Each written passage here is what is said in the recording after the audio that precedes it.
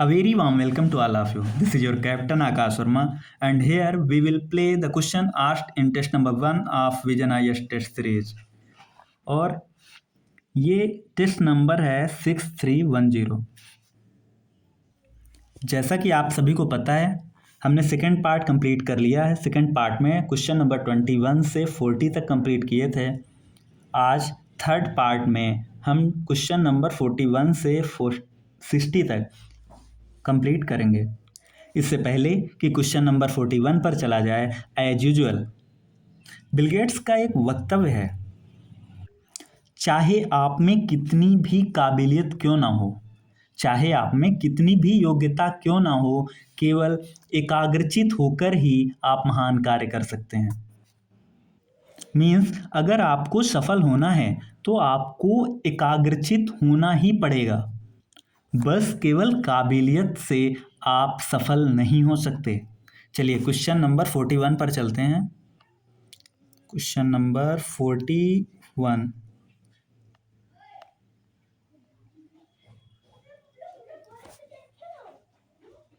Question number 41 cryoborn baby coral से related है। ये अभी न्यूज में था कि पहली बार हुआ है वर्ल्ड में कि क्रायोबार्न बेबी कोरल्स को प्लांट किया गया है। अब इसमें यही पूछ रहा है कि कहाँ पर प्लांट किया गया है, तो ग्रेट बैरियर रीफ में प्लांट किया गया है। ग्रेट बैरियर रीफ में प्लांट किया गया है। क्या कुछ जानते हैं इसके बारे में, क्रायोबार्न बेबी कोरल्स के बारे में? आप लोग एक्टिवली रिकॉल करें, अगर सुना है तो जनरली क्या होता है कि क्रायोबार्न बेबी कोरल्स जो हैं इनको क्रायो प्रिजर्वेशन टेक्निक्स का यूज करके बनाया गया है। क्रायो प्रिजर्वेशन टेक्निक्स में होता क्या है जनरली, इसमें कोरल्स की सेल्स और टिश्यू को फ्रीज कर दिया गया at a very low temperature. तो ऐसा वर्ल्ड का फर्स्ट क्रायोबार्न बेबी कोरल्स कहाँ पर प्लांट किया गया है, तो ये ग्रेट बैरियर रीफ में प्लांट किया गया है। अच्छा, ग्रेट बैरियर रीफ कहाँ पर है? ये ऑस्ट्रेलिया के पास क्वींसलैंड कोस्ट और उसके पास में क्वींसलैंड कोस्ट के पास में कोरल सी में लोकेटेड है। तो जनरली क्या कह सकते हैं कि ऑस्ट्रेलिया के पास लोकेटेड है। वर्ल्ड का लार्जेस्ट कोरल रीफ सिस्टम है, इसलिए इंपॉर्टेंट हो जाता है और सबको पता ही होगा। वनडे में काफ़ी बार पूछा जाता है वर्ल्ड का लार्जेस्ट कोरल रीफ सिस्टम कौन सा है, तो वो ग्रेट बैरियर रीफ है। यूनेस्को ने 1981 में इसको वर्ल्ड हेरिटेज साइट का भी दर्जा दे रखा है। आइए नेक्स्ट क्वेश्चन नंबर 42 पर चलते हैं। 42 प्रियम्बल से रिलेटेड है और अगेन एक इजी क्वेश्चन। इसमें यह कहा गया है, preamble states that constitution derives it's authority from the parliament. नहीं, गलत, क्योंकि सोर्स ऑफ अथॉरिटी हम लोग पढ़ ही चुके होते हैं कि फ्रॉम द पीपल है, पीपल ऑफ इंडिया। भारत के लोगों से कॉन्स्टिट्यूशन अपनी अथॉरिटी ड्रॉ करता है। तो पहला तो हो गया गलत। दूसरा, the Indian constitution is the only constitution to begin with the preamble. ये स्टेटमेंट भी गलत है, क्योंकि सभी को पता है यूएस का कॉन्स्टिट्यूशन पहला कॉन्स्टिट्यूशन था कि जब यूएस ने जब अपना कॉन्स्टिट्यूशन बनाया तो वो प्रियम्बल से स्टार्ट होने वाला पहला कॉन्स्टिट्यूशन था। बाद में उसको कई देशों ने फॉलो किया और आज कई सारे देश हैं जिनके कॉन्स्टिट्यूशन प्रियम्बल से स्टार्ट होते हैं, उनमें इंडिया भी एक है। इंडिया का भी कॉन्स्टिट्यूशन प्रियम्बल से स्टार्ट होता है, लेकिन जो यहाँ पे स्टेटमेंट में ओनली शब्द यूज कर दिया ना, ओनली इंडिया का कॉन्स्टिट्यूशन है, तो ये गलत कर देता है। तो इस तरह से हमारी दोनों स्टेटमेंट गलत हो जाती हैं। आंसर्स क्या हो जाता है, neither one not two, option D is the right option. Next question number, ये क्वेश्चन फंडामेंटल ड्यूटीज से रिलेटेड है।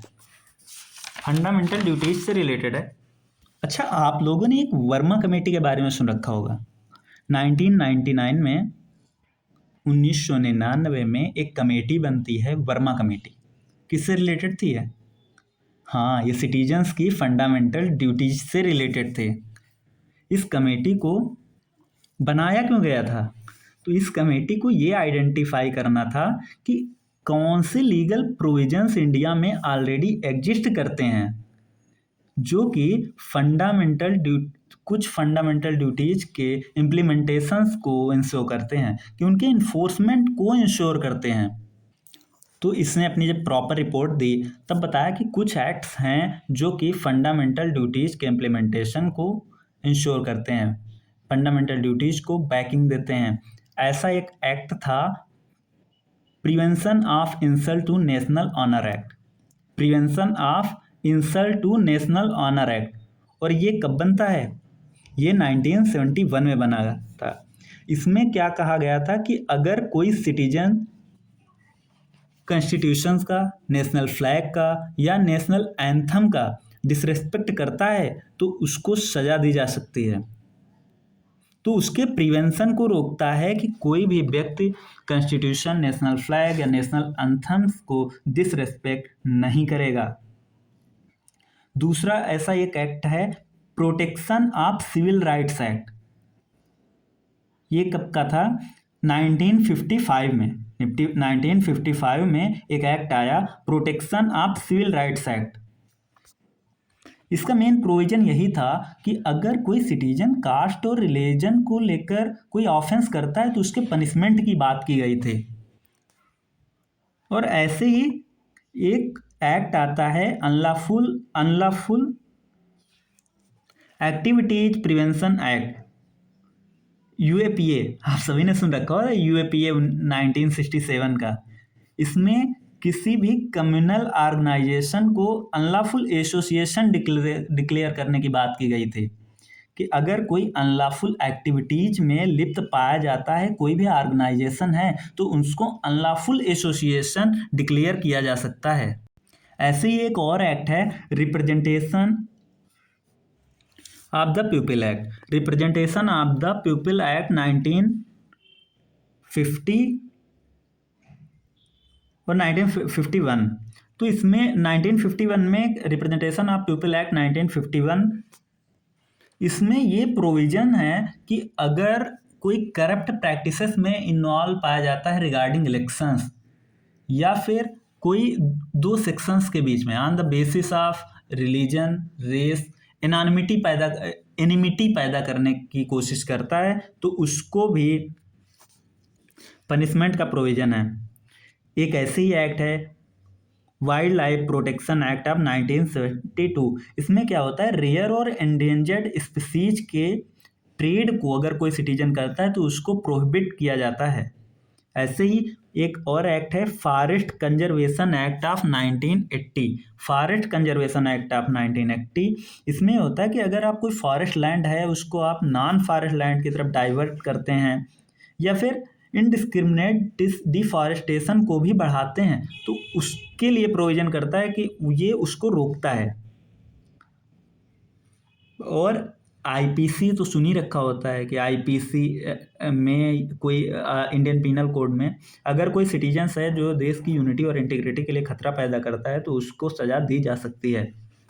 तो ऐसे कौन कौन से प्रोविजन हो गए, क्वेश्चन ही देख लेते हैं। How many of the above acts have bearing on implementation of fundamental duties. कौन कौन से हैं? अभी तक जो हमने बात की थी prevention of insult to national honour act है 1971 का है।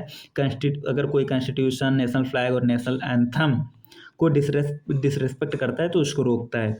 रिप्रेजेंटेशन ऑफ पीपल एक्ट 1951, इसमें क्या था कि अगर कोई करप्ट प्रैक्टिसेस में इन्वॉल्व पाया जाता है या फिर हिंदू मुस्लिम करके दंगे भड़काने की कोशिश कर रहा है तो उनके लिए ये उनको रोकता है। Wild life protection act of 1972, अगर कोई सिटीजन्स है जो रेयर और इंडेंजर्ड स्पीसीज के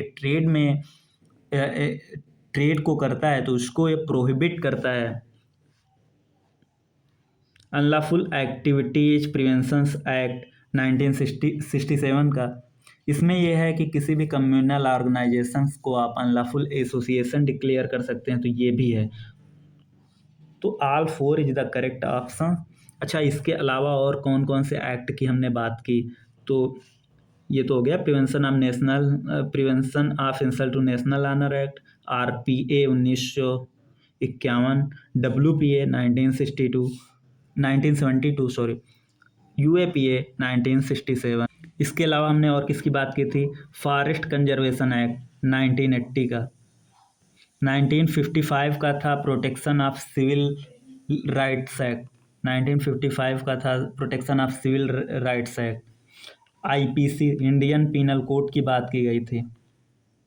तो इन एक्ट्स को किसने आइडेंटिफाई किया था, वर्मा कमेटी ने आइडेंटिफाई किया था। I hope question number 43 clear हो गया होगा। चलिए चलते हैं क्वेश्चन नंबर 44 पे। अगेन इजी क्वेश्चन है। इस क्वेश्चन में ये पूछा गया है कि किस जजमेंट, सुप्रीम कोर्ट के किस जजमेंट में ये चीज़ें निकल के आती हैं। सुप्रीम कोर्ट ने किस जजमेंट में ये रूल्ड किया है। ये कहा है, Indian constitution is founded on the bedrock of the balance between fundamental rights and the DPSP. पहली लाइन से क्लियर हो गया। Bedrock of the balance between fundamental right and DPSP किस केस में है, Minerva mill case. Minerva mill case कब हुआ था, 1980 में। 1980 के मिनर्वा मिल केस में ये था, constitution is founded on the bedrock of balance between the fundamental rights and DPSP. इसके बारे में जो फेमस लाइन है, बहुत ही फेमस लाइन, वो ये थी कि the harmony and balance between the fundamental right and DPSP is an essential feature of the basic structure of the constitution. तो किस एक्ट में ये कहा गया था कि फंडामेंटल राइट और डीपीएसपी के बीच में जो हार्मोनी और बैलेंस है वो बेसिक स्ट्रक्चर डॉक्ट्रिन का एक इसेंशियल फीचर है। तो वो मिनर्वा मिल केस ही था। अच्छा, बेसिक स्ट्रक्चर डॉक्ट्रिन किस केस से आई थी, वो केशवानंद, आप याद कर रहे होंगे कि केशवानंद भारती केस में बेसिक स्ट्रक्चर डॉक्ट्रिन आई थी। इंदिरा साहनी केस, तो ये मंडल कमीशन के बाद में ओबीसी रिजर्वेशन वाला जो मुद्दा उठा था, इससे रिलेटेड था। अच्छा आइए इसके बाद क्या कहता है, they together constitute the core of commitment to social revolution. अच्छा, they are like two wheels of a chariot, one no less than the other. वो किसी रथ के पहिए, दोनों पहिए जैसे हैं, किसी एक के बिना भी रथ को चलाया नहीं जा सकता है। To give absolute primacy to one over the another is to disturb the harmony of the, किसी एक को प्रायोरिटी देना ओवर अदर, ये कॉन्स्टिट्यूशन की हारमोनी को डिस्टर्ब कर देगा। तो ये स्टेटमेंट किस एक्ट में, किस जजमेंट में आई थी, ये था मिनर्वा मिल केस 1980। कि कॉन्स्टिट्यूशन जो डीपीएसपी और फंडामेंटल राइट के बैलेंस राइट बीच हार्मोनी और बैलेंस पर बेस्ड है। और ये हार्मोनी और balance between the fundamental rights और डीपीएसपी ये बेसिक स्ट्रक्चर डॉक्ट्रिन का एक इसेंशियल फीचर है।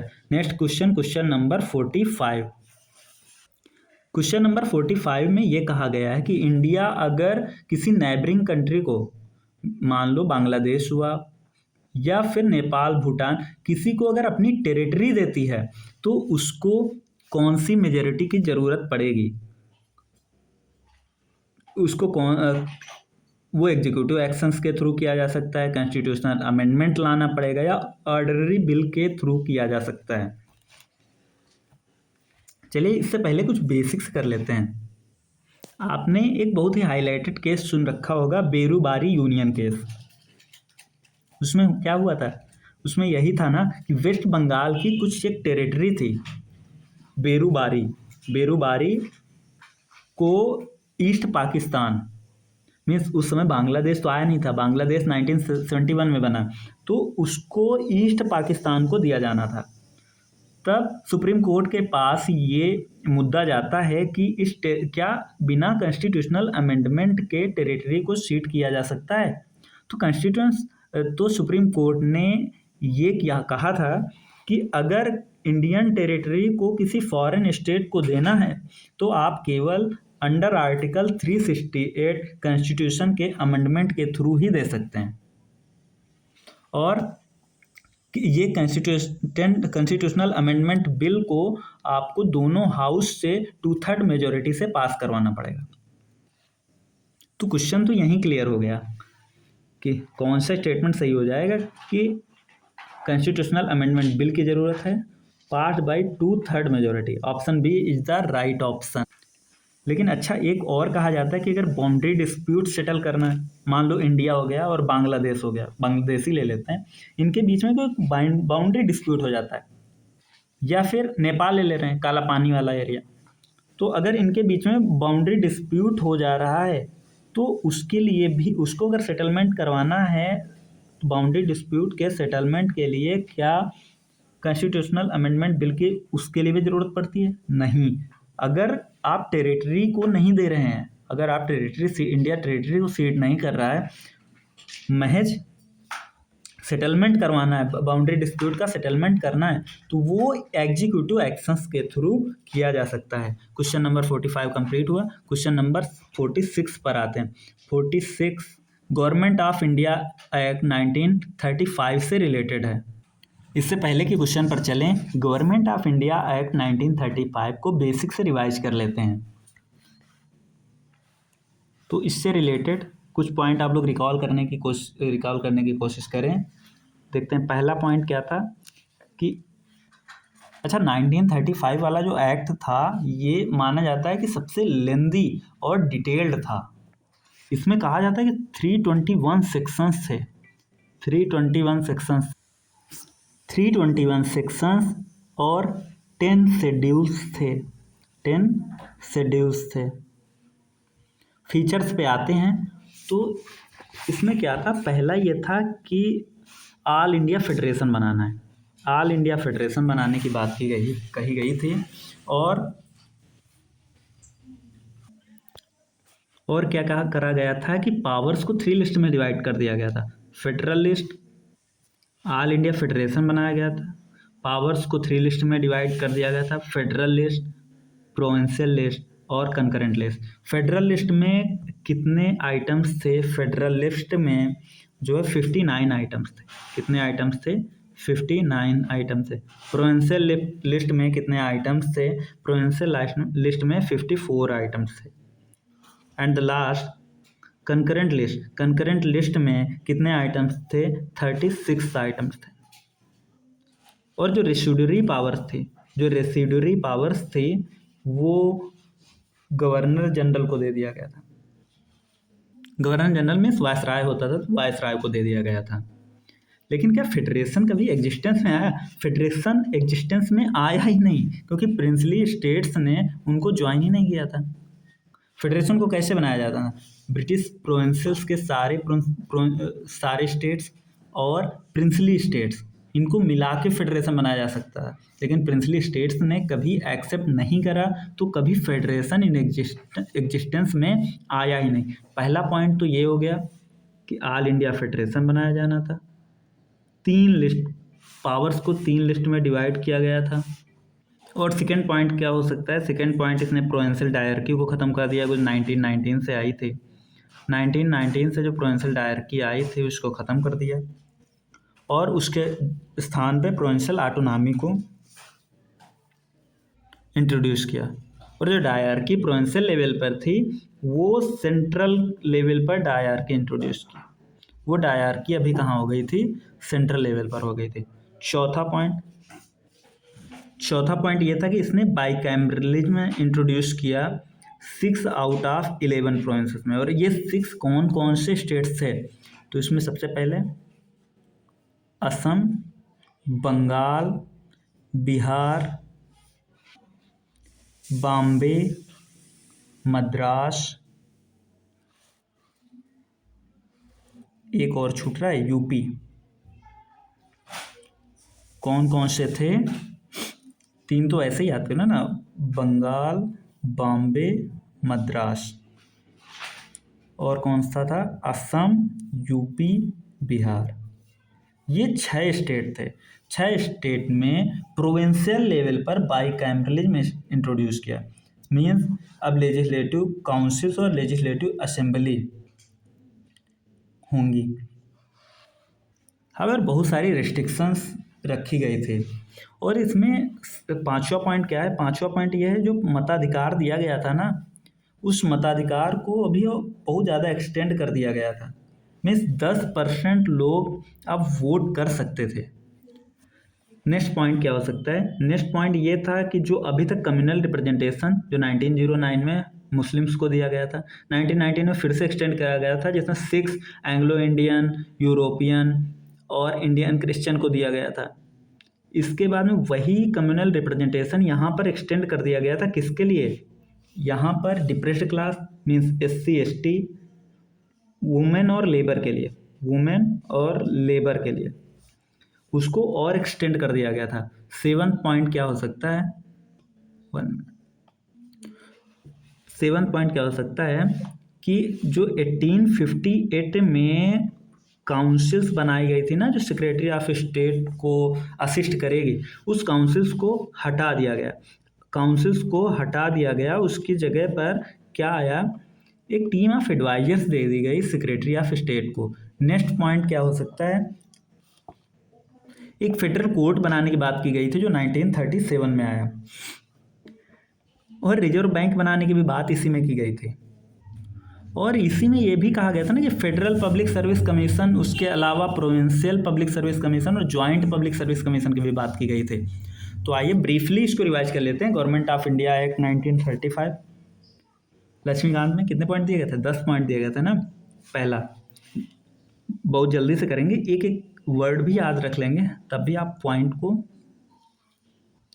समझ सकते हैं। पहला, ऑल इंडिया फेडरेशन बनाया गया था। ऑल इंडिया फेडरेशन बनाया गया था। 3 लिस्ट आई थी, federal list, provincial list, concurrent list. Residuary power viceroy को दी गई थी।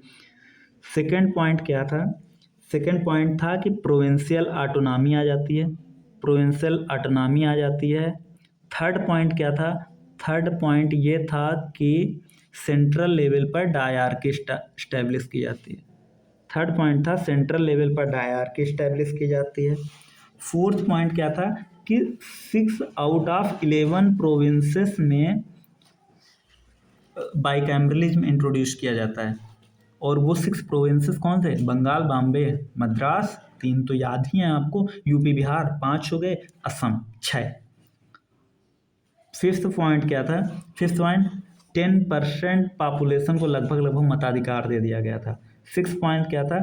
अभी तक जो दिया जा रहा था कम्युनल रिप्रेजेंटेशन मुस्लिम्स को या फिर Christians, Anglo Indian, Europeans, Indian Christians को, वो अभी के लिए depressed class means SC ST, women और लेबर, डिप्रेस्ड क्लास, वुमेन और लेबर के लिए एक्सटेंड कर दिया गया था। 7th पॉइंट क्या है? एक फेडरल कोर्ट बनाई जाएगी, फेडरल कोर्ट बनाई जाएगी। 8th पॉइंट क्या है? रिजर्व बैंक बनाई जाएगी, RBI। 9th पॉइंट क्या है? FPSC, federal public service commission. इसके साथ साथ प्रोविंशियल पब्लिक सर्विस कमीशन और जॉइंट पब्लिक सर्विस कमीशन का भी प्रोविजन किया गया। 10th पॉइंट, जो 1858 में सेक्रेटरी ऑफ स्टेट के लिए काउंसिल्स ऑफ इंडिया का प्रोविजन था, उसको हटा दिया गया। अब सेक्रेटरी ऑफ स्टेट को असिस्ट करने के लिए टीम ऑफ एडवाइजर्स दी गई। तो पहला क्या था? ऑल इंडिया फेडरेशन से रिलेटेड। दूसरा क्या था? Provincial autonomy. तीसरा क्या था? Central of dyarchy. चौथा, 6 आउट ऑफ 11 प्रोविंसेस में बाइकैमरलिज्म। फिफ्थ, 10% वोटिंग राइट्स दे दी गई थी। डिप्रेस्ड क्लास, वुमेन और लेबर्स के लिए कम्युनल रिप्रेजेंटेशन को बढ़ा दिया गया था। 7th पॉइंट, फेडरल कोर्ट आ गई थी। 8th पॉइंट, RBI आ गया था। 9th point, federal public service commission आ गया था। 10th पॉइंट, जो सेक्रेटरी ऑफ स्टेट के लिए काउंसिल्स थी, उसको ख़त्म कर दिया गया था। उसकी जगह पर अब टीम ऑफ एडवाइजर्स होंगे जो कि सेक्रेटरी ऑफ स्टेट को असिस्ट करेंगे। आइए क्वेश्चंस पे देखते हैं। तो इसमें क्या होता था? Abolition of dyarchy at the centre? नहीं, डायरकी को तो इंट्रोड्यूस किया गया था। प्रोविंशियल लेवल पर जो डायरकी थी उसको हटा के प्रोविंशियल ऑटोनॉमी लाई गई थी। Joint setting of both the chambers in certain cases. हाँ, तो ये एक प्रोविजन और था कि जॉइंट सेटिंग होगी सर्टेन केसेस में बोथ द चैम्बर्स की। और एक ये भी सही है कि बर्मा को भी इसी एक्ट के थ्रू सेपरेट किया गया था फ्रॉम इंडिया। तो कौन सा गलत हो गया? पहला तो गलत हो गया, abolition of dyarchy at the centre. कौन सही हो गया? Joint. Second and third is the right option, so correct answer is option B. चलिए नेक्स्ट क्वेश्चन पर चलते हैं। Question number 47। Question number 47 presidential form of government के फीचर्स से रिलेटेड हैं। ये तो सबको रटी ही है कि प्रेसिडेंशियल सिस्टम्स के क्या क्या फीचर्स हैं। तो हाँ, स्टेबल गवर्नमेंट होती है, प्रेसिडेंशियल सिस्टम स्टेबल गवर्नमेंट होती है। गवर्नमेंट बाय एक्सपर्ट, सही है। रिस्पॉन्सिबल गवर्नमेंट ये फीचर नहीं है प्रेसिडेंशियल गवर्नमेंट का। प्रेसिडेंशियल गवर्नमेंट का जो ये रिस्पॉन्सिबल गवर्नमेंट ये फीचर है पार्लियामेंट्री फॉर्म ऑफ गवर्नमेंट का। तो यहीं से तुम्हारा आंसर मिल जा रहा है। Option C is the correct option, narrow representation, या नैरो रिप्रेजेंटेशन होता है। इससे पहले के लेक्चर्स में हम लोगों ने प्रेसिडेंशियल सिस्टम्स के फीचर्स की बात ऑलरेडी कर चुके हैं। आइए ब्रीफली रिवाइज कर लेते हैं। प्रेसिडेंशियल फॉर्म ऑफ गवर्नमेंट के क्या क्या फीचर्स होते हैं। पहला तो स्टेबल गवर्नमेंट होगी। दूसरा क्या होगा, सेपरेशन ऑफ पावर्स की बात की जा सकती है। तीसरा क्या है, पॉलिसीज में आपको निश्चितता देखने को मिल जाएगी। माइनॉरिटीज को भी रिप्रेजेंटेशन मिल जाता है। गवर्नमेंट जो है वो एक्सपर्ट्स रन कर सकते हैं। और प्रेसिडेंशियल सिस्टम का जो परफेक्ट एग्जांपल कौन है, वो यूएस है। तो 47 का आंसर क्या हो जाता है, 47 का आंसर हो जाता है ऑप्शन सी। सभी को पता ही है कि यूएस में जो प्रेसिडेंट का इलेक्शन होता है, प्रेसिडेंट डायरेक्टली इलेक्टेड होता है। प्रेसिडेंट डायरेक्टली इलेक्टेड होता है। इंडिया में जैसे ये है कि जो प्राइम मिनिस्टर है वो इलेक्टेड मेंबर इनडायरेक्टली इलेक्ट होता है इलेक्टेड मेंबर्स के थ्रू। उसका वो लीडर प्रेसिडेंट जो होता है इंडिया में वो इनडायरेक्टली इलेक्ट होता है। और लीडर्स ऑफ मेजॉरिटी जो होता है वो पीएम होता है। और यूएसए में जो है प्रेसिडेंट वो डायरेक्टली इलेक्ट होता है। और प्रेसिडेंट ऐसा नहीं है कि वो उसको कांग्रेस के मेंबर्स की मेजॉरिटी सपोर्ट की ज़रूरत हो, और ना ही वो कांग्रेस यूएस की पार्लियामेंट को कहा जाता है। कांग्रेस यूएस की पार्लियामेंट है, तो कांग्रेस के प्रति ना तो वो आंसरेबल होगा, ना ही यूएस के प्रेसिडेंट को कांग्रेस की मेजॉरिटी की ज़रूरत है। वो फिक्स टर्म के लिए चुना जाएगा। जैसे कि वहाँ के 4 साल के लिए चुना जाता है प्रेसिडेंट, तो वो 4 साल के लिए चुना जाएगा। और पता है, कांग्रेस अगर कोई भी कानून बनाता है, प्रेसिडेंट उसको वीटो कर सकता है वहाँ पर। चलिए नेक्स्ट क्वेश्चन पर चलते हैं। क्वेश्चन नंबर 48 अगेन सिटीजनशिप से रिलेटेड है।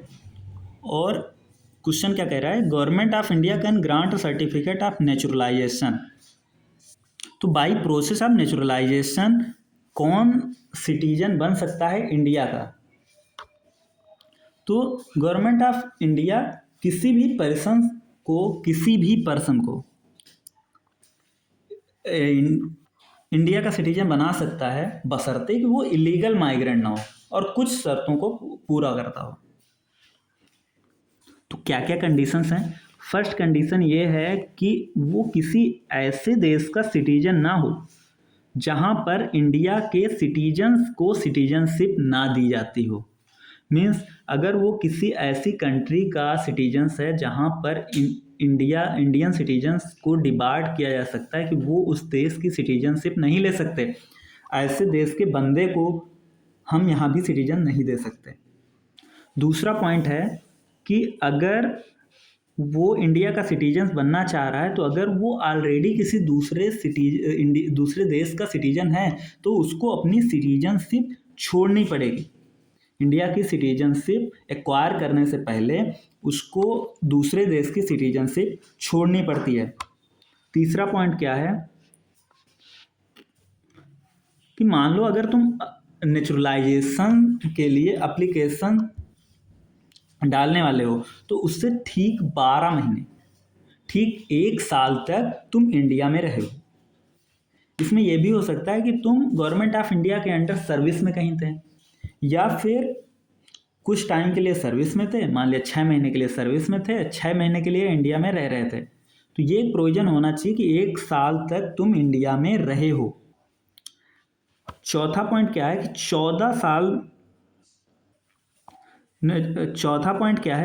14 साल, पिछले 14 सालों में से तुम 11 साल के लिए इंडिया के ऑर्डिनरी सिटीजन रहे हो। और उन 11 साल में 1 साल वो भी है कि जिसमें आपको कंटिन्यूअसली रहना पड़ेगा। 1 साल तो आप कंटिन्यूअसली रहे हो, और 11 साल ऐसे पूरा करना है आपको कि आउट ऑफ 14 आपको 11 साल ऐसे रहना है कि आप 11 आर्डिनरीली सिटीजन्स इंडिया के आर्डिनरी रेसिडेंट रहे हों इंडिया के, सॉरी मैं शायद सिटीजन कह दिया था, आर्डिनरीली रेसिडेंट रहे हों 11 साल के लिए आउट ऑफ 14 ईयर्स। और एक प्रोविज़न है कि आपको 8th शेड्यूल में से कोई एक लैंग्वेज का एडिक्वेट नॉलेज हो। गुड कैरेक्टर शो करेंगे आप, आपका कैरेक्टर अच्छा हो। और last but not the least कि आपको आपका इंटेंशन हो इंडिया में रहने का, या फिर आप गवर्नमेंट ऑफ इंडिया के अंडर सर्व करना चाहते हैं, या आप किसी इंटरनेशनल ऑर्गेनाइजेशंस को सर्व करना चाहते हैं जिसका इंडिया मेंबर हो, या फिर किसी इंडियंस ने कोई कंपनी या सोसाइटी या कोई बॉडी कॉरपोरेशन इस्टेब्लिश किया है, आप उसको सर्व कर रहे हैं। तो ये कुछ कंडीशंस हैं जो फुलफिल करना पड़ेगा आपको नेचुरलाइजेशन से पहले। तो आइए क्वेश्चन पर देखते हैं क्या क्या बात कही गई है इसमें। कि फर्स्ट पॉइंट इज, क्वेश्चंस क्या कह रहा है कि government of India can grant certificate of naturalisation to a person if, means वही कंडीशंस के बारे में पूछा गया है। तो पहला क्या है, he has provided distinguished services in the field of art science और लिटरेचर इन इंडिया। नहीं, ऐसा तो बात नहीं करी गई है, तो पहला तो गलत हो गया। He intends to reside in India और serve under its government and international organisation if granted naturalisation. ये इंटेंशन होना चाहिए, ये एकदम सही बात है। In the 14 years preceding the 12 months before making an application for naturalization, the person must lived in India for at least 11 years। ये भी सही है, 11 out of 14, 11 out of 14। तो इस तरह से कौन सा ऑप्शन सही हो जाता है, option 2 and 3 is the right option, option 2 and 3 is the right option. So option B is the correct option, so option B is the correct option. Next question, question number 49 national emergency से related है। तो ये जो दोनों statements हैं ये amendments पर based हैं। मीन्स 42nd अमेंडमेंट एक्ट, आप लोगों 42nd कॉन्स्टिट्यूशनल अमेंडमेंट एक्ट जो 1976 का था, उसमें इमरजेंसी से रिलेटेड एक प्रोविज़न था कि प्रेसिडेंट नेशनल इमरजेंसी के ऑपरेशंस को लिमिट कर सकता है। मीन्स अगर वो चाहे तो पूरे इंडिया पर नेशनल इमरजेंसी लगाने के बजाय किसी के स्पेसिफाइड पार्ट में जहाँ पर डिस्क्रिप्शन है वहाँ पर नेशनल इमरजेंसी को लगा सकता है। ज़रूरी नहीं है नेशनल इमरजेंसी पूरे इंडिया पर लगे, कुछ ऐसा टेरिटरी या कुछ ऐसा पार्ट हो सकता है इंडिया का जहाँ पर नेशनल इमरजेंसी को लगाया जा सकता है। तो ये किस अमेंडमेंट में कहा गया था, ये 42nd अमेंडमेंट एक्ट में कहा गया था। तो पहला स्टेटमेंट सही है। Second statement, the president can issue proclamation of national emergency merely on the advice of the president. नहीं, ये तो गलत हो गया था ना कि 1975 में इंदिरा गांधी मैडम ने प्रेसिडेंसी इमरजेंसी लगा दी थी। तो उसमें तो ये हुआ था ना कि कैबिनेट जो थी, कैबिनेट को बाद में पता चला था, इमरजेंसी जब लग गई इसके बाद में कैबिनेट को पता चला था कि हाँ देश में इमरजेंसी लग चुकी है। फिर बाद में जनता गवर्नमेंट की जब सरकार आती है तो उसके टाइम पे 44th कॉन्स्टिट्यूशनल अमेंडमेंट एक्ट को लाया जाता है। 44th में जनरली ये हुआ था ना कि 42nd में जो इंदिरा मैडम ने करा था उसको लगभग रिवर्स ही कर दिया गया था। तो इसमें यह कहा गया था कि प्रेसिडेंट अब नेशनल इमरजेंसी लगाएगा तो मेयरली एडवाइस पे नहीं लगाएगा प्राइम मिनिस्टर की, वो रिटन रिकमेंडेशन होनी चाहिए। रिटन रिकमेंडेशन किसकी होनी चाहिए, कैबिनेट की रिटन रिकमेंडेशन होगी तभी और केवल तभी नेशनल इमरजेंसी लगाई जाती। तो इस तरह से क्या हो जाता है, first statement is correct, second is false, option A is the correct option. Next question, question number 50 basic structure doctrine से रिलेटेड है। In which of the following judgement the Supreme Court held that preamble is part of the basic structure doctrine. किस Supreme Court के judgement में यह कहा गया था कि प्रियम्बल बेसिक स्ट्रक्चर डॉक्ट्रिन का पार्ट है। तो ये SR Bommai case, SR Bommai case में कहा गया था। SR बोम्मई केस ये आता कब है? SR बोम्मई केस 1994 में आता है। अच्छा, किस जजमेंट में ये कहा गया था कि harmony and balance between the fundamental right and DPSP is the basic structure doctrine. तो ये वाला अभी अभी हमने पढ़ा कि मिनर्वा मिल केस 1980 में कहा गया था। SR बोम्मई केस कब का है? 1994 का है। इंदिरा साहनी केस ये मंडल कमीशन के बाद में जो OBC रिजर्वेशन वाला मुद्दा था उससे रिलेटेड था। कियोतो होलोहान एंटी डिफेक्शन से रिलेटेड, आगे हम लोग ढंग से करेंगे इसको। नेक्स्ट क्वेश्चन नंबर 51, और ये प्रेसिडेंशियल सिस्टम के एडवांटेजेस से रिलेटेड है। तो प्रेसिडेंशियल सिस्टम्स की क्या, आइए बेसिक पहले कर लेते हैं। प्रेसिडेंशियल सिस्टम्स की क्या मेरिट्स हैं, क्या डिमेरिट्स हैं, तो देख लेते हैं one by one. Merits, demerits. तो पहला है कि प्रेसिडेंशियल सिस्टम जो है वो स्टेबल गवर्नमेंट देता है, स्टेबल गवर्नमेंट होती है इसमें, और जो पॉलिसीज हैं उनमें निश्चितता देखने को मिल जाता है। ऐसा नहीं है कि दूसरी गवर्नमेंट आ रही है, एक गवर्नमेंट गई, पार्लियामेंट्री सिस्टम में ये होता है ना कि एक गवर्नमेंट को अगर डिसॉल्व कर दिया गया तो दूसरी गवर्नमेंट जो आएगी उसकी पॉलिसीज को लगभग रिवर्स कर देती है। तो इसमें ये नहीं देखना पड़ता है, पॉलिसीज की डिफिटनेस देखने को मिलती है। ये सेपरेशन ऑफ पावर पर बेस्ड है, और यहाँ पे जो गवर्नमेंट है वो जनरली एक्सपर्ट्स चला रहे होते हैं।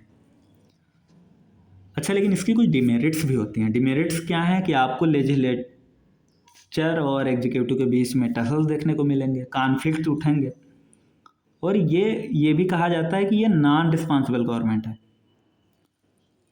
और ये जो प्रेसिडेंशियल सिस्टम है ये ऑटोक्रेसी को लीड कर सकती है, और इसमें जो होता है वो रिप्रेजेंटेशन जो है वो नैरो रिप्रेजेंटेशन होता है। तो ये कुछ पॉइंट्स हो गए, तो आइए देखते हैं, क्वेश्चन पर चलते हैं।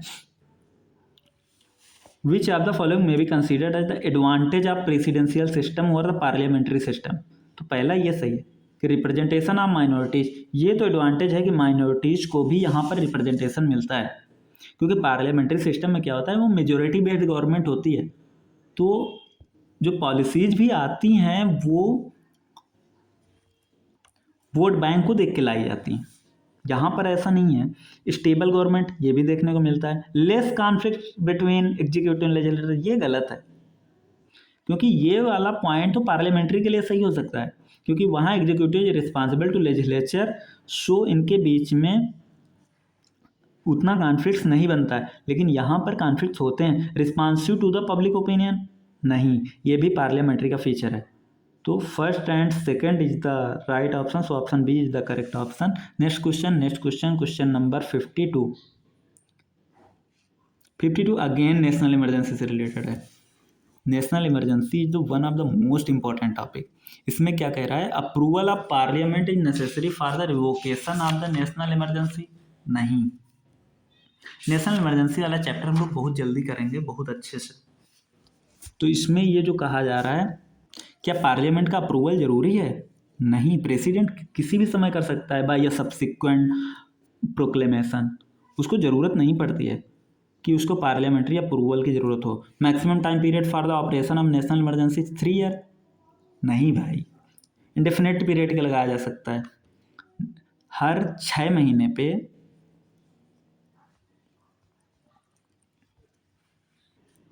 आप अप्रूवल लेते जाएं तो आप इंडेफिनिट पीरियड के लिए नेशनल इमरजेंसी को लगा सकते हैं। एट अ टाइम 6 मंथ के लिए केवल है। तो 52 answer is the D. Next question number 53 question number current affair से रिलेटेड है। जनरली क्या हुआ कि union minister of consumer affairs, food and public distribution ने 2 पोर्टल लॉन्च किए थे। पहला क्या था? अन्न चक्रा पोर्टल। दूसरा क्या था? Scan portal. तो अन्न चक्र, इसमें क्या करना था कि ये जो स्टेटमेंट दी गई ये एकदम सही है स्टेटमेंट है, कि जो public distribution system supply chain है, इसको हमें कैसे हम इसको ऑप्टिमाइज कर सकते हैं। इसके लिए अन्नचक्र पोर्टल लाया गया था। पब्लिक डिस्ट्रीब्यूशन सिस्टम जो सप्लाई चेन है, इसको ऑप्टिमाइजेशन की बात की गई थी। SCAN ये क्या है? सिंप्लीफाइड सब्सिडी क्लेम प्रोसेस है for states under NFSA act 2013। तो NFSA एक्ट 2013 के अंडर स्टेट्स को जो सब्सिडी क्लेम मिलना था, उसकी प्रोसेस को सिंप्लीफाई करने के लिए पोर्टल लाया गया था। तो आप लोग ये याद कर लेंगे कि अन्न चक्र पोर्टल ये PDS से रिलेटेड है, पब्लिक डिस्ट्रीब्यूशन सिस्टम से रिलेटेड है। मीन्स कि पब्लिक डिस्ट्रीब्यूशन सिस्टम की सप्लाई चेन को कैसे हम ऑप्टिमाइज कर सकें। स्कैन पोर्टल जो है, ये स्टेट्स को जो सब्सिडी क्लेम मिल रहे थे, उसकी प्रोसेस को कैसे हम सिंप्लीफाई कर सकें। अमृत ज्ञान कोष ये क्या कह रहा है? Promote inclusive and quality education through digital platform. नहीं, ये गलत है, क्योंकि अमृत ज्ञान कोष ये मिशन कर्मयोगी से रिलेटेड है। इसमें मिनिस्ट्री ऑफ पर्सनल ने ये लॉन्च किया था, ये इनिशिएटिव। और इसमें क्या करना था कि जो पब्लिक एडमिनिस्ट्रेशंस हैं, जो IAS या फिर IPS बन रहे हैं, उनमें कैसे गवर्नेंस, ट्रेनिंग और कैपेसिटी को हम लोग स्ट्रेंथन कर सकें। क्योंकि कैसे ट्रेनिंग और कैपेसिटी को स्ट्रेंथन कर सकें, तो IAS वगैरह जो हैं, उनको उनकी ट्रेनिंग को कैसे हम लोग अच्छी कर सकें, उसके लिए अमृत ज्ञान कोष लाया गया था मिशन कर्मयोगी के अंडर। और कौन सी मिनिस्ट्री रिलेटेड है? मिनिस्ट्री ऑफ पर्सनल रिलेटेड है। Next question number 54 again very easy question. Which of the following rights are available only to Indian citizens. तो कौन कौन से राइट हैं जो केवल और केवल इंडियन सिटीजन्स को मिल रहे हैं? लगभग सभी को याद होता है कि 14, 15, 16, 19, 29 और 30 ये आर्टिकल्स ऐसे हैं जो केवल और केवल इंडियन सिटीजन्स को मिले हुए हैं। सॉरी, 14 कह दिया शायद मैंने। कौन कौन से आर्टिकल हैं? 15, 16, 19, 29 और 30। 15 है क्या? Prohibition of discrimination on the ground of religion, race, caste, sex and place of birth. 16, public employment में आपको डिस्क्रिमिनेशन नहीं करना है। 19 में जो 6 फ्रीडम की बात की जा रही है। 29 में माइनॉरिटीज़ के लैंग्वेज, स्क्रिप्ट और कल्चर को प्रोटेक्ट करने की बात की जा रही है। आर्टिकल 30 में क्या हो रहा है कि जो लिंग्विस्टिक और रिलीजियस माइनॉरिटीज़ हैं, उनको एजुकेशनल इंस्टीट्यूशंस उनकी चॉइस का इस्टेब्लिश और एडमिनिस्टर करने की बात की जाती है। ये कुछ आर्टिकल्स हैं जो केवल और केवल सिटीजन्स को मिले हुए हैं। तो इनमें से कौन सा है? इनमें से कौन सा यहाँ पर दिया गया है? तो अगर ऑप्शन सेकंड को आप देखते हैं, right to freedom of speech and expression, तो ये हमें पता है 19(1)(a) है। और राइट टू असेंबल पीसफुली, ये भी 19 का पार्ट है। तो 2 and 4 is the correct option, क्योंकि राइट टू प्राइवेसी सबको पता है आर्टिकल 21 के अंडर है। राइट टू प्राइवेसी किस केस से आता है? KS Puttaswamy case. Freedom to manage religious affairs, ये भी नहीं है। चलिए नेक्स्ट क्वेश्चन पर चलते हैं। Question number 55।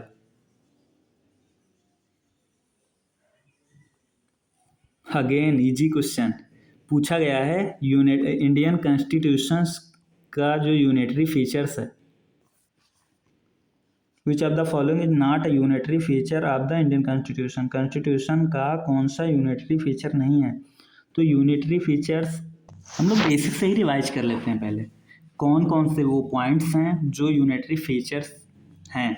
तो पहला इंडिया में जो बात करते हैं, तो पहला कि स्ट्रॉन्ग सेंटर देखने को मिलता है। तो पहला पॉइंट तो ये हो गया कि स्ट्रॉन्ग सेंटर देखने को मिलता है। दूसरा ये है कि आपको ऑल इंडिया सर्विसेज देखने को मिल जाएंगे। तीसरा क्या है कि स्टेट्स के लिए जो गवर्नर है उसको प्रेसिडेंट अपॉइंट कर रहा है। चौथा क्या है? इमरजेंसी प्रोविजंस हो सकते हैं। पांचवा क्या है? सिंगल कॉन्स्टिट्यूशन देखने को मिलता है, क्योंकि कुछ देश ऐसे हैं जहाँ पर स्टेट्स को अलग से कॉन्स्टिट्यूशन, वो अपना अलग कॉन्स्टिट्यूशन बना सकते हैं, लेकिन इंडिया में सिंगल कॉन्स्टिट्यूशन। सिंगल कॉन्स्टिट्यूशन से याद आया, सिंगल सिटीजनशिप भी तो हो सकता है ना। कुछ देश ऐसे हैं जहाँ पे डबल सिटीजनशिप है, लेकिन इंडिया में सिंगल सिटीजनशिप दी जा रही है। नेक्स्ट पॉइंट क्या हो सकता है, जुडिशरी जो है इंडिया की वो इंटीग्रेटेड जुडिशरी है। एंड द लास्ट पॉइंट क्या हो सकता है, कॉन्स्टिट्यूशन की फ्लैक्सिबिलिटी। मीन्स हमारे यहाँ का कॉन्स्टिट्यूशन ना तो रिजिड कॉन्स्टिट्यूशन है और ना ही फ्लेक्सिबल कॉन्स्टिट्यूशन, ये blend between rigidity and flexibility है। रिजिड कॉन्स्टिट्यूशन का ना होना भी यूनिटरी फीचर को शो करता है। तो कौन कौन से हम लोगों ने बात करी, पहला कि सिंगल कॉन्स्टिट्यूशन है, सिंगल कॉन्स्टिट्यूशन है। सेकंड, सिंगल सिटीजनशिप है। थर्ड, स्ट्रांग सेंटर है, all India services, emergency provisions, appointment of governor by the centre, और ये है ना रिजिडिटी का ना होना, रिजिड कॉन्स्टिट्यूशन का ना होना, और जुडिशरी इंटीग्रेटेड। ये यूनिटरी फीचर्स हो गए। क्या क्या, स्ट्रांग सेंटर है, स्ट्रांग सेंटर है, सिंगल कॉन्स्टिट्यूशन है, सिंगल सिटीजनशिप है, गवर्नर्स को अपॉइंट किया जा रहा है सेंटर के द्वारा, इमरजेंसी प्रोविजंस और इंटीग्रेटेड जुडिशरी है, ऑल इंडिया सर्विसेज हैं, इमरजेंसी प्रोविजंस हैं। आइए क्वेश्चंस पर आते हैं। कौन सा फीचर नहीं है, तो सिंगल कॉन्स्टिट्यूशन है, इमरजेंसी प्रोविजन है, ऑल इंडिया सर्विसेज ये है, बाई कैमरेज हम लोगों ने देखा था, ये प्रेसिडेंशियल सिस्टम का फीचर्स है, तो ये गलत हो जाता है। Next question, question number 56, fundamental rights की अप्लीकेबिलिटी जो आर्म फोर्सेस से रिलेटेड है, उससे रिलेटेड है। तो ये क्वेश्चन जो है आर्टिकल 33 से रिलेटेड है। आर्टिकल 33 में क्या कहा गया, आर्टिकल 33 में यही कहा गया था कि पार्लियामेंट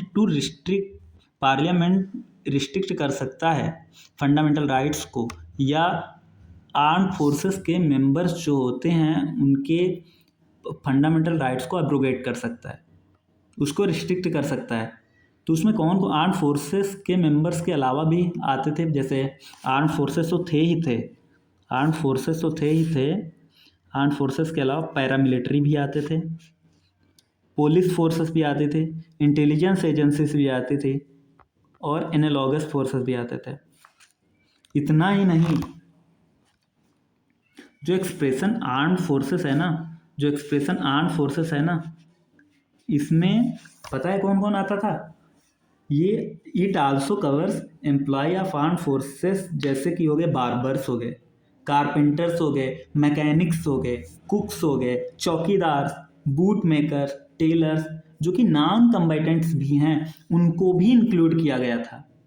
उनके भी फंडामेंटल राइट्स को रिस्ट्रिक्ट किया जा सकता है। और ये कौन करेगा, ये पार्लियामेंट करता था। और हाँ, ये याद रखेंगे कि आर्टिकल 33 से रिलेटेड जो कानून बनाने की पावर है वो पार्लियामेंट को दी गई है, स्टेट लेजिस्लेचर नहीं बना सकती। और ये जो ऐसे कानून बनाए जाएंगे, जो पार्लियामेंट ऐसे कानून बनाएगा, वो किसी कोर्ट में भी चैलेंज नहीं करे जा सकते हैं, क्योंकि किसी फंडामेंटल राइट को ये ब्रीच करते हैं। तो ऐसे कानून बनाए भी गए। कौन कौन सा बनाया गया था, आर्मी एक्ट बनाया गया 1950 में, 3 एक्ट बनाए गए, आर्मी एक्ट, नेवी एक्ट और आर्म्ड फोर्सेस का एक्ट। और 1966 में एक और एक्ट आया था, तो पुलिस फोर्सेस से related, police forces restrictions of rights act 1966 का था, 1966 का था police forces restrictions of rights act. तो इन एक्ट्स से जो कानून बने, अगर वो फंडामेंटल राइट्स को ब्रीच भी करते हैं, तो उसके लिए जो आर्म्ड फोर्सेस के मेंबर्स हैं वो कोर्ट में नहीं जा सकते। और इसमें एक ये प्रोविज़न भी है कि अगर आर्टिकल 33 के अंडर कोई पार्लियामेंट्री लॉ बनता है और